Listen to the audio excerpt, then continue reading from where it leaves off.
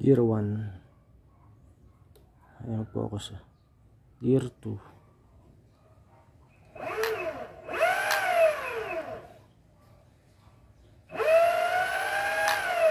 Gear 2. Gear 3. Grabe, nagpo-40 siya. Gear 3 yun. Itong isa ko X1 Pro Riot. Gear 4 niya 39 lang, or hindi nagpo-40. Gear 4 na yan. Ito Gear 4. So, ang labo. Gear 4 yan. Okay, yeah. One more time.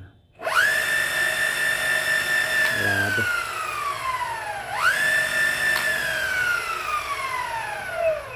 Nasa 56. Grabe.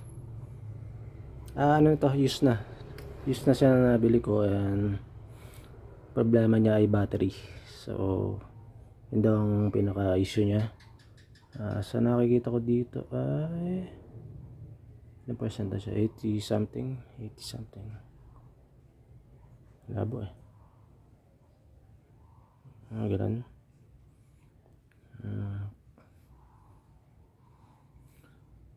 Yun pa, yun lang. So far gumagana naman siya.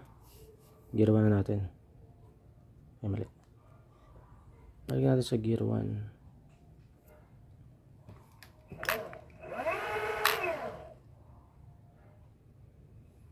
Yan po ang alam ko X-Way ano to, flex, ayun pala flex yan.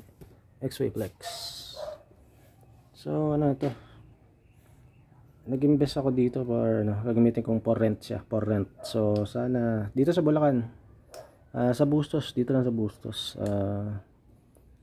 yung mga gustong maka-experience ng ganito, skateboard, electric, kaya pwede kayong kontakin nyo ako. Tapos ano, basta ano lang, mga minutes lang, pwede rin hour, pero ano eh, babatayan ko tsaka may lugar tayong ano, dun mag-skates, hindi pwede dun sa karsada mostly. Pero dito, may naisip ako dito sa may looban papunta sa Binsok ko, na maganda naman yung karsada. So, pero dun lang, pabalik-balik lang dun. So, yung mga beginners, yan. Okay, maraming salamat po sa panonood.